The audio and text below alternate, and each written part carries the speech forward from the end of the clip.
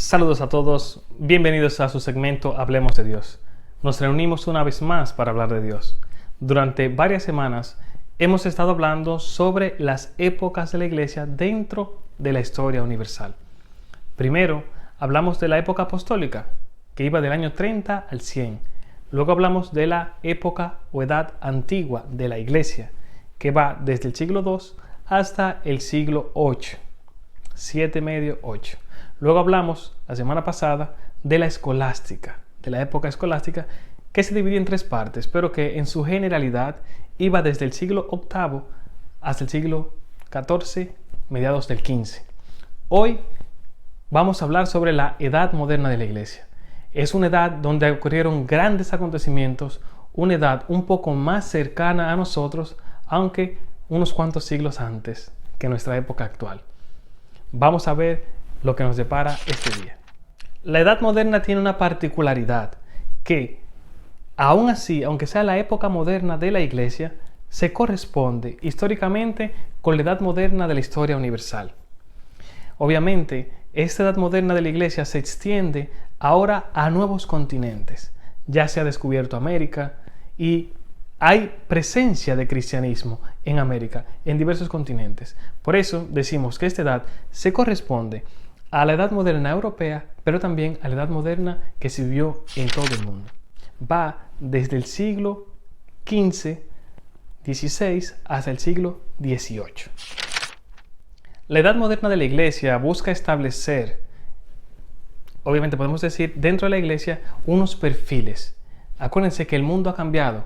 Con el Concilio de Trento en el 1545, la iglesia cambió radicalmente. Por eso, esta edad se encarga de establecer 4 columnas del perfil de la iglesia. Primero, el territorio. La iglesia cristiana, el cristianismo católico, se extendió a nuevos continentes, se extendió a nuevos territorios. También quiere perfilar la iglesia dentro del ambiente político. Recuerden que la iglesia siempre estuvo muy ligada a los estados, principalmente a los reyes católicos, cuando empezó esta edad moderna. Lo tercero es la configuración institucional. La iglesia, después de Trento, consiguió una configuración institucional un poco más definida y diferente a lo que se había vivido antes. En este tiempo, la iglesia también establece de una forma radical o de una forma firme y clara lo que son los 7 sacramentos. Como nota cultural les digo que antes del Concilio de Trento no solamente eran 7 sacramentos, había muchos sacramentos o sacramentales, pero no había una idea clara de cuáles son los sacramentos como hoy los conocemos. Cuáles son esos 7 sacramentos que conforman o que acompañan toda la vida cristiana desde el bautismo hasta la muerte. Durante este tiempo hay temas que son protagónicos. El primero es la organización de la jerarquía eclesiástica. ¿Cómo se componía la jerarquía? ¿Quién mandaba? ¿Quién era la autoridad eclesiástica competente? Y así por el estilo. Otro tema que se ocupó este tiempo también fue la definición de las iglesias locales, la definición de una eclesiología, de un estudio de la iglesia que sea coherente al tiempo que se estaba viviendo. Sacramental. La vida sacramental durante este tiempo pasó de ser un sinnúmero de sacramentos o sacramentales, que más adelante explicaremos, a los 7 sacramentos. Hoy podemos hablar de esos 7 sacramentos.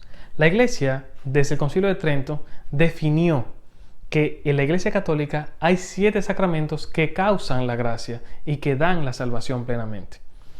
Primero, se dividen en 3 partes. Están los sacramentos de la iniciación cristiana, están los sacramentos del servicio y están los sacramentos pastorales. Son 7 en total. Los sacramentos de la iniciación cristiana son 3. El bautismo, que es la puerta para entrar a la iglesia, luego la confirmación, donde el individuo, una vez crecido, puede dar testimonio por sí mismo de Cristo y ser testigo de Cristo en el mundo, y luego la comunión, que es el alimento con que el cristiano va a lo largo de su vida fortaleciéndose en el camino hacia la salvación, hacia el Padre. Luego tenemos los sacramentos del servicio, que se alimentan de esa vida cristiana, que son el orden sacerdotal y el matrimonio. Y luego tenemos los sacramentos pastorales, que son la penitencia o la confesión, como comúnmente lo conocemos, y la unción de los enfermos. Esta época moderna de la iglesia llevó consigo grandes acontecimientos. Recuerden, esta edad es el siglo XVI, XVII y XVIII. Cada siglo estuvo marcado por un acontecimiento que cambió el mundo.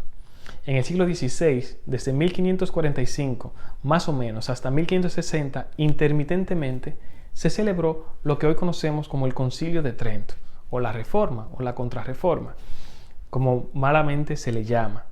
Luego, en el siglo XVII, vivimos un tiempo de apogeo artístico. Las grandes construcciones, las grandes expresiones de arte, con lo que conocemos como el barroco.